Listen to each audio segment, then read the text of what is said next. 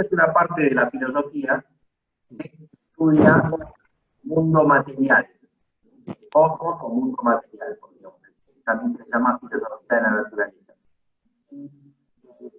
Esta parte de la filosofía tiene algunos temas que son muy importantes y que vamos a tratar de centrarnos en esos temas nomás.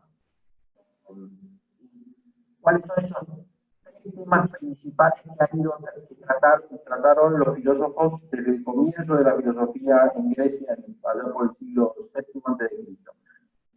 Un primer tema que es el primer principio, que es cómo están compuestas las cosas, de dónde surgen las cosas, porque si están hechas todas de algo común, que parecería que tenían algo común, entonces ya al descubrir qué es esa cosa común, uno sabe también de dónde provienen, de esa cosa común. Ese es el concepto de arjé. La otra cosa que surge también como consecuencia, están muy ligadas a estas dos cuestiones,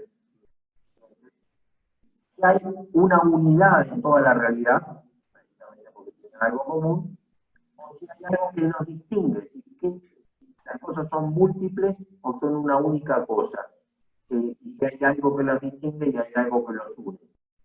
Otra cuestión es el problema de lo uno y lo múltiple. La otra cuestión es si hay algo que permanece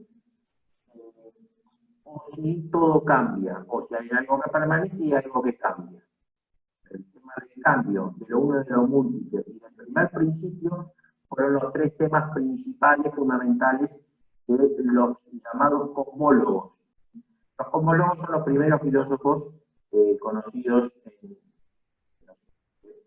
que son jonios de la costa de Asia Menor. Aquí teníamos a Tales de Mileto, los primeros sabios realmente del siglo XX, consideró que todas las cosas estaban hechas de agua. La vida veía que necesitaba agua, veía que todas las cosas necesitan agua y llegó a la conclusión de que todo provenía del agua. Diego, ¿escuchás? Sí. Se te escucha entrecortado. Sí, Entonces, voy a ponerme el micrófono. Sí, mejor con los auriculares, Diego, porque ahí se te escucha medio lejos. Voy a ponerme el micrófono. Qué precioso, Esteban. Ahí La cuarentena no mata, Nelson, no sabe lo que es esto. Felicitaciones. Bueno, ¿me escuchan mejor así? Ah, sí, sí, sí. Perfecto, ahora perfecto. Fenómeno. Bueno, entonces, Tales de Mileto consideraba que era el agua, ese primer principio, Anaxímenes, el aire, después otro discípulo de Tales, Anaximandro, llegó a un concepto interesante que es el apeirón, que era una materia indefinida. Decía, no, las cosas no están hechas de aire o de agua, sino que están hechas de una materia indefinida que puede transformarse en las distintas materias o elementos, ¿no? Después viene otro aporte muy importante con Pitágoras, ya en el siglo VI, V, acá ya los persas invaden Asia Menor y se tienen que dispersar los griegos de Asia Menor, llevan sobre todo a muchos a lo que llamó la Magna Grecia en el sur de Italia, y se va de Samos a Crotona en Italia. Y una de las cosas que descubre Pitágoras es que en el mundo no hay solo materia, sino que hay sobre todo, hay orden. Las cosas están ordenadas. Él todo lo hace a través del número, como con el que descubre ese orden y expresa ese orden y esa armonía que hay en el mundo. Podría haber subido 200 veces. Bueno, entonces, después, también Pitágoras se introduce en temas de antropología y de gnoseología, que vamos a ver después cuando hablemos del tema de antropología, cosa que retoma Platón, la purificación del alma inmortal atrapado en un cuerpo, las reencarnaciones. En la gnoseología ya ve cómo los sentidos captan la variabilidad y la multiplicidad, y la razón la inmutabilidad y la unidad. Son temas en los que van a profundizar los siguientes filósofos, que son llamados metafísicos, Heráclito y Parménides. Heráclito y Parménides se dicen metafísicos porque en vez de tratar de considerar qué son las cosas materiales, van más allá de lo material, es decir, las cosas son o no son. Eso va a ser común a todas las cosas, las materiales y las que no sean materiales. Entonces se plantean el tema del ser. Y el tema del ser se lo plantean, a ver si esto lo podemos llegar a explicar medio rápido. Heráclito, de Éfeso, siglo VI, V antes de Cristo, se plantea que todo cambia. A través del problema del cambio dice, si todo cambia yo no puedo decir que las cosas son, porque yo digo que ahora esto es, pero ya no es lo que dije que es, porque ya pasó a ser otra cosa. Entonces, el ser está en continuo cambio, por lo tanto no es ser, es conflicto, una contradicción y una oposición entre ser y no ser, y por lo tanto yo no puedo decir que hay ser. Lo que hay es cambio, simplemente. Panta rey, todo cambia. Nadie se baña dos veces en un mismo río. Y este cambio lo expresa, como todos buscaban el argeo primer principio, él dice, bueno, ¿qué es lo que está cambiando siempre? El fuego. Entonces dice, el primer principio que está presente en todo es el fuego. Por otro lado va a ver que hay un orden en el cambio, y en esto Heráclito es muy importante, es el padre, podríamos llamar, del iusnaturalismo, porque es el primero de que habla de una ley natural. Dice que en el cambio hay un orden. Ese orden es algo inteligente, y es razonable esto, porque orden es disposición de cosas en relación a un fin. Esta no es una definición que dé él, de hecho esto es una definición bastante posterior.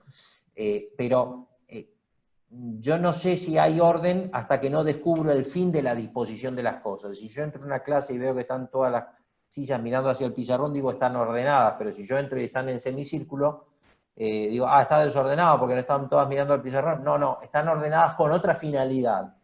El fin de la disposición está inserto como criterio de orden, y entonces es un fin objetivado, podríamos decir. Entonces, él dice, si hay orden en la realidad, en los cambios no se dan de cualquier manera, sino que se dan con una cierta armonía, un cierto orden, entonces hay una inteligencia presente en la realidad. Hay un logos, que es un logos eterno que gobierna el conflicto entre los opuestos, gobierna el cambio. Acá hay una frase de él que dice, todas las leyes humanas se alimentan de la única ley divina, la cual manda tanto cuanto quiere y basta a todo y es superior a todo. También la ley humana, la puesta por el hombre, participa de ese orden, y por lo tanto es algo que lo considera de origen divino. Bueno, Parménides es el contrapunto, Parménides de Elea, también de Asia Menor, es el contrapunto a Heráclito. Él dice que tuvo una revelación de la diosa Dike, que le dice, voy a decirte cuáles son las únicas vías del conocer. La una es la que es, y no puede no ser. La otra es la que no es, y tiene que no ser.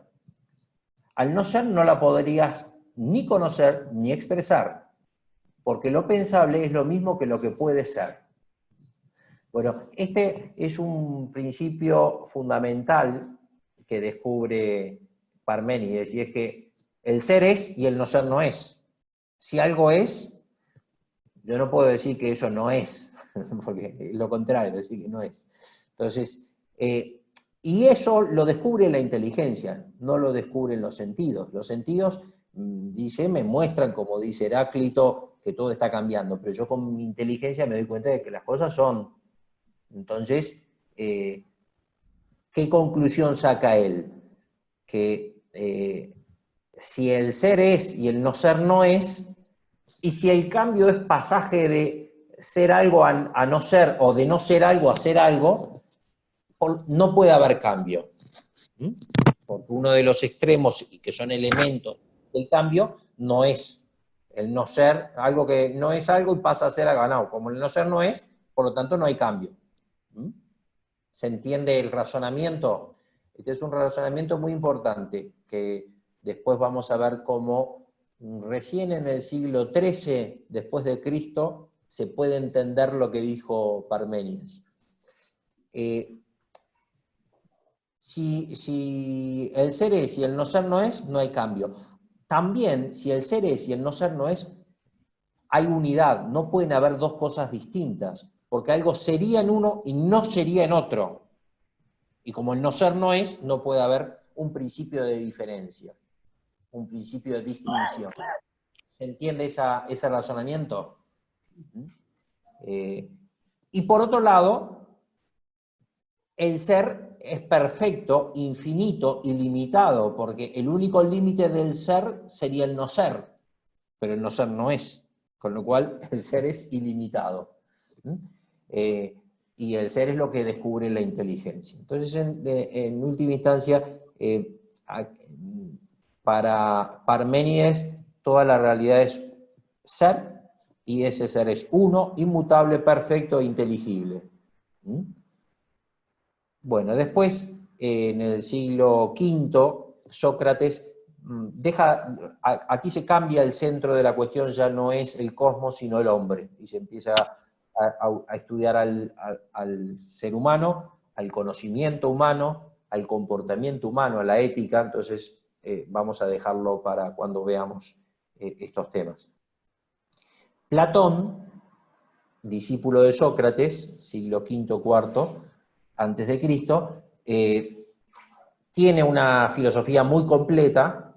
Todos estos temas los trata desde la cosmología hasta la antropología, nociología, ética, todo. Entonces, ¿cómo resuelve Platón ese problema que estaba planteado entre Heráclito y Parménides? Él va a decir, todas las características que tenía el mundo para Heráclito se lo va a asignar al mundo de la materia. Y va a haber otro mundo que es el mundo de las ideas, que va a tener todas las características que decía Parménides. Con esto lo soluciona, ¿no? Bueno, lo estoy diciendo de un modo muy simplificado, pero para Platón existen dos realidades distintas, que son reales. Un mundo material en el que había solamente materia y caos, una materia en continuo cambio, por lo tanto múltiple, imperfecta, y por otro lado un mundo de las ideas, en donde estaban cada idea que nosotros tenemos en estado perfecto. Así que yo digo, esta hoja es blanca, la blancura es algo que en esta hoja material es, pero no es totalmente. Porque yo digo, esto es blanco, pero no es totalmente blanco, no es la blancura, tiene algo de no ser esto. Mientras que la idea de blanco no tiene nada de no blanco, ¿se entiende? Entonces, la idea es perfecta, por lo tanto la idea tiene que existir. Yo por algo tengo esa idea. Entonces, hay un mundo de las ideas y hay un mundo de la materia. Entonces, en el mundo de las ideas, esas ideas que eran objetivas, que están en ese mundo realmente, están desde siempre. Son perfectas, es decir, la blancura es blanca, no tiene nada de no blanco. La hoja tiene todo lo que es necesario para ser hoja, no le falta nada del ser de hoja. La humanidad, la perreidad, el perro, digo, todos ellos tienen todo lo que necesitan para ser perro, no le falta nada. Así que las ideas son perfectas, son eternas, son únicas. Hay una idea de perro, no muchas ideas de perro. Son inmutables, no cambia la idea de perro. El perro puede engordar, el perro material concreto puede crecer, pero la idea de perro siempre es la misma. Y es conocida por la inteligencia. Entonces, ¿cómo la conoce la inteligencia? Y ahí es que descubre que el ser humano tiene en sí mismo algo que es del mundo de las ideas. Tiene un alma que estuvo en el mundo de las ideas y que por eso, cuando ve algo, puede acordarse de esas ideas. ¿Por qué? ¿Por qué cuando ve algo puede acordarse de esas ideas? Porque ese mundo material, que era un caos, fue moldeado a partir de las ideas que estaban en el mundo de las ideas por un semidios, al que le llama un demiurgo, que mirando la idea de perro, por ejemplo, tomó un poco de materia cambiante, múltiple, qué sé yo, y con esa materia, a esa materia le dio la forma de la idea que estaba contemplando en el mundo de las ideas. Y entonces las ideas pasaron a estar reflejadas en el mundo material. Entonces, ¿cuál es el problema? Que en el mundo material esas ideas son imperfectas porque están hechas de materia, están plasmadas en la materia. La materia va a ser el principio de imperfección en esta filosofía también. Pero además es principio de multiplicidad, porque la misma idea está en múltiples trozos de materia, y entonces la materia va multiplicando a la misma idea. Ahí explica lo uno y lo múltiple, ¿no? La materia es lo que le da multiplicidad a esa única idea que está reflejada en la materia. La materia es cambiante, por lo tanto, va a ser que esa misma idea de perro vaya pareciéndose cada vez más a un perro, después se parezca menos y después se muera. Bueno, eso, lo cambiante se le da a la materia. Es decir, hay cambio y hay algo que permanece en el cambio. Lo que cambia es la materia, que es principio de cambio, y la idea va a permanecer. ¿Y quién conoce las cosas materiales? Los sentidos conocen lo material. Mientras que la inteligencia conoce las ideas. Y como en las cosas materiales hay algo de las ideas, porque fueron moldeadas, participan como una sombra, dice el mito de la caverna, la sombra de la realidad que está proyectada en el fondo de la caverna, es la participación de esa idea del mundo de las ideas en la materia, que quedó plasmada en esa materia que es la caverna, las paredes de la caverna. Entonces, con los sentidos podemos percibir lo material, pero como tienen una relación porque fueron moldeadas en función de esas ideas por el demiurgo, el alma humana recuerda, cuando ve esas cosas materiales, recuerda la idea que vio en el mundo de las ideas, y por eso conoce las ideas. Es decir, por eso dice, esto es una hoja, esto es blanco. ¿Por qué dice que es blanco si no es totalmente blanco? Si es y no es. Bueno, porque recuerda la idea que vio antes. ¿Está claro eso? Entonces, con esto explica el cambio por la materia, que es lo cambiante desde siempre, y el no cambio, la permanencia de algo que permanece en el cambio, que es la idea. La multiplicidad, que la da la materia, que multiplica a esa idea, y la idea, que es el principio de unidad. Todas las cosas que tienen la misma idea, que fueron hechas en función de la misma idea, tienen una unidad. Yo puedo decir que todas estos son hojas, que todas las cosas blancas son blancas. ¿Y por qué? Por la idea en la que participan.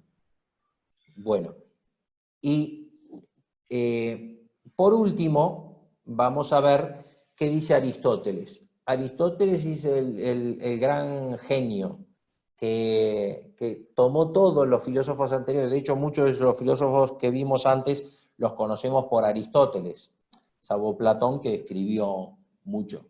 Pero Aristóteles y Platón escribieron muchísimo y sus escritos se conocen bien.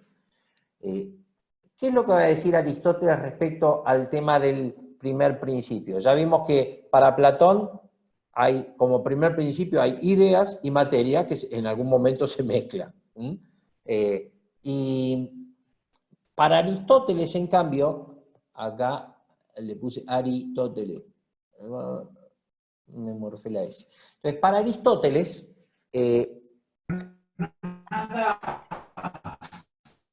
¿alguien está diciendo algo? No use más eso que me cortás la comunicación. ¿Cómo? ¿A alguien se le cortó la comunicación? No escuché. ¿Tienen? Alejandro recién estaba hablando, pero no sé qué decía. Recabé. Sí, a ver si veo participantes. No, le hablaba a No, alguien no, en la casa, me parece. Ah, está, perfecto. Estaba Bueno. viendo Pasa la a todos, picada de tenemos queso. Bueno, entonces, Aristóteles. Aristóteles, que lo tenemos que ver en 5 minutos. Quizás puede ser más provechoso que lo dejemos para la próxima, pero bueno, les voy a dar un esquema muy rapidito y lo retomamos la próxima. Así cierra un poquito los temas, pero vamos a volver sobre Aristóteles en la próxima. ¿Usted me escucha? Yo escucho, sí. ¿Usted me oye? ¿Sí? ¿Quién está hablando? ¿Alejandro? ¿Alejandro Recarey está hablando? Sí, yo escucho. Se ve que... pero no sé cómo puede ser que no sé si me escucha usted. Bueno, entonces, les decía, de Aristóteles, él es básicamente realista. Entonces, frente a esto de Platón, de que hay un mundo de las ideas, él dice, no, mira, el mundo es real y es lo que tenemos acá adelante. Vamos a tenernos a la realidad que vemos, no inventemos fábulas del demiurgo y vamos a quedarnos con lo que tenemos a la vista. Y entonces dice, acá hay, cuando yo veo algo, le voy a llamar a esto que estoy viendo, le voy a decir que es una sustancia, porque es algo real, que es, este celular que tengo acá es algo concreto que es. Y esto que yo estoy viendo es lo que tiene materia y forma. Es el que tiene una materia que hace que sea sensible, que yo lo puedo ver, que tiene una cantidad, lo puedo medir, tiene un lugar. Eso es lo propio de la materia, que se puede captar con los sentidos, que tiene cantidad, que tiene lugar. Pero esta materia está ordenada de una manera tal que esto es celular y no es computadora, que esto es celular y no es ventana. La materia de esto está ordenada de una determinada forma. A eso le llamo forma sustancial, a ese orden que determina qué es esto. Eso, ¿qué es esto? Es lo que le llama esencia. La esencia, las esencias no están en un mundo aparte, está acá, gracias a esta forma sustancial, a este orden. Esto tiene orden de celular y por lo tanto es celular. Eso es algo fundamental, que después vamos a profundizar un poquito más en esto. La otra cosa importante respecto al arjé, entonces, las cosas están compuestas de materia y de forma. Esa forma, ese orden que había descubierto Pitágoras y esa materia de la que había hablado ya Anaximandro, como Apeirón, ¿no? Después, por otro lado, va a decir, ¿cómo se explica la multiplicidad? La multiplicidad la va a dar la materia. Mientras que la forma, el orden, puede ser común a todos. Todos los celulares tienen el mismo orden que hace que sean celulares. Está en la realidad de cada celular el orden que hace que diga que es celular. Orden habíamos visto que era disposición de cosas en relación a un fin, por eso yo descubro qué orden tiene esto cuando descubro la finalidad, y entonces descubro la esencia al descubrir la finalidad, al descubrir la forma sustancial. Entonces, lo que le da unidad a todos los celulares es su forma, su orden. Todos tienen el mismo orden. Lo que le da multiplicidad es la materia, que como la materia es de lo que está hecha la cosa, una cosa no puede estar hecha de la misma cosa que otra, porque o está en un lugar o está en otra. La materia ocupa lugar, tiene cantidad, y por eso multiplica las mismas formas. Un mismo molde, puesto en distintas materias, pasa a ser muchas cosas del mismo molde. Y explica el cambio, en parte también a partir de esto, porque va a decir, cuando yo quemo este celular, lo derrito, sigue teniendo la misma materia el trozo de plástico derretido, el hierro fundido. Bueno, sigue teniendo la misma materia, pero cambió su forma, su orden, quedó ordenada de otra manera. Eso me explica el cambio. La materia siempre permanece, pero es ordenada de un modo distinto. ¿Mm? Bueno, con esto terminé lo esencial de ver los tres temas. ¿Qué decís, Esteban? Si se me rompe el celular, pero no me cambia la forma, como que lo queme, por ejemplo, si me cae al agua, ¿ahí Sí. se altera la forma porque no sirve para lo mismo o no? Sí, es decir, cuando deja de la forma sustancial de la que a la que se refiere, por eso decimos forma sustancial, no es solo la forma externa, sino que es el orden que hace que sea lo que es. Está ordenado una función. Si la función no la cumple, la sustancia me cambió. Sí, si no la puede cumplir, si deja de poder cumplirla. Claro, poder. Si tiene que tener la posibilidad de cumplir esa función. Cuando deje de tener la posibilidad de cumplir esa función, deja de ser lo que era, cambia la esencia. ¿Se entiende? Bien. La función en cuanto a finalidad inscripta en lo que esa cosa es. En el orden que tiene esa cosa. ¿Se entiende? Pero esa forma, ¿quién se la da? O sea, si yo lo uso de martillo a mi celular, Sí. ¿va a tener la forma de un martillo? O sea, el orden de un martillo, no, va a seguir siendo un celular, no es un martillo. Digo, al principio va a seguir siendo celular. Después va a dejar de serlo. Después va a dejar de serlo. Perdón, Claro, Diego, sí.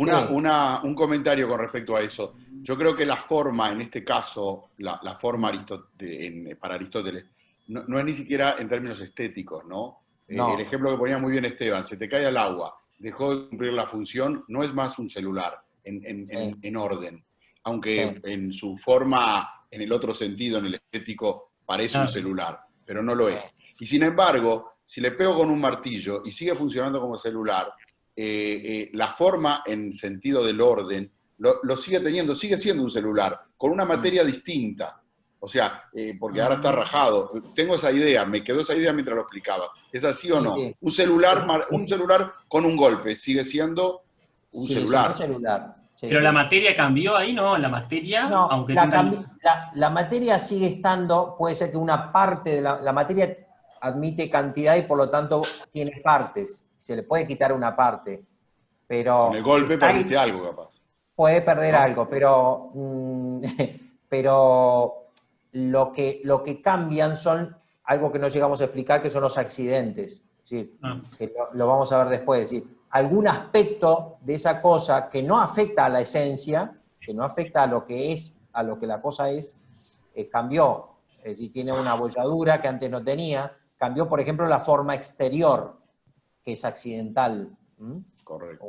Entonces, eso es otra explica que eso es lo que muestra que hay dos tipos de cambio. Hay cambios accidentales y cambios sustanciales. Cambios accidentales en los que cambian los accidentes, pero permanece la forma sustancial, el orden que determina la esencia, por lo tanto la cosa sigue siendo la misma sustancia, con la misma esencia. Mientras que hay otros cambios en los que se cambia la sustancia porque se cambió la forma sustancial, permaneció la materia. Eso lo retomamos la próxima vez. Pero se entendió como estos tres temas de qué están hechas las cosas, cuál es el origen de las cosas, la unidad y la multiplicidad y el cambio fueron vistos en la antigüedad. Hicimos un resumen bien resumido, pero para tener una idea de estos temas que van a ser, son todos conceptos importantes. Estos que están en este esquema de Aristóteles son todos conceptos bien importantes. Diego, una pregunta. Vos este esquema que está bueno, porque nos puede ayudar hasta para explorar un poco más en alguno de los tiempos. ¿Vos lo podés mandar? Yo lo mando ahora por el WhatsApp. Perfecto. Se los adjunto. ¿Y algún programa o algo de cómo seguir para tener una idea y formarnos una idea en la cabeza? ¿Tenés algo? Sí, mira, hay un libro que está muy interesante porque es muy resumido, que se llama Curso de Filosofía, a veces también se llama Curso de Filosofía Fundamental, que es de José Gay Bochaca. Lo voy a escribir acá para que lo vayan viendo. Dale. Curso de Filosofía, a veces dice Fundamental, es una edición anterior, que dice, de José Gay Bochaca. Este libro está editado por Rial. Yo sé que en la biblioteca, en la librería de la UEM está, en Aquileo lo venden. Y vale la pena porque trata todos los temas de la filosofía. Acá vimos los de cosmología, la próxima clase vamos a entrar también en algunos de metafísica, ya. ¿Está?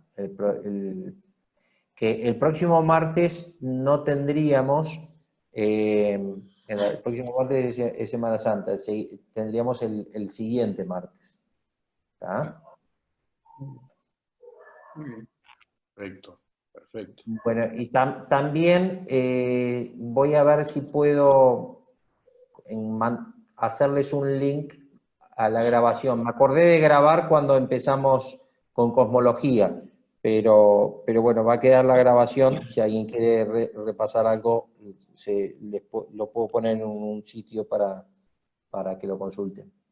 Diego, perdona, yo también te preguntaba por la recomendación de este libro está muy buena y es bueno saber que está ahí en la UEM. Sobre el programa del curso que vos estás dando, ¿tenés algún programa que nos cuente un poco cómo va a ser todo el proceso, la cantidad de actividades o de sesiones y demás? Sí, las sesiones, a ver si lo tengo. Fíjate. Capaz que nos puedes mandar. ¿Podés reenviar lo que habías mandado al grupo antes que entrara Gabriel? Sí. Claro, porque yo lo que vi fue el flyer nomás que me pasó Carlos, el padre Carlos. Yo aquí, para que estoy viéndolo en un lugar aquí al lado. Introducción a la filosofía vimos hoy y después vamos a entrar con metafísica. Vamos a terminar con esto de historia de la filosofía y un poquitito en la próxima clase y un poquitito más de historia de la filosofía.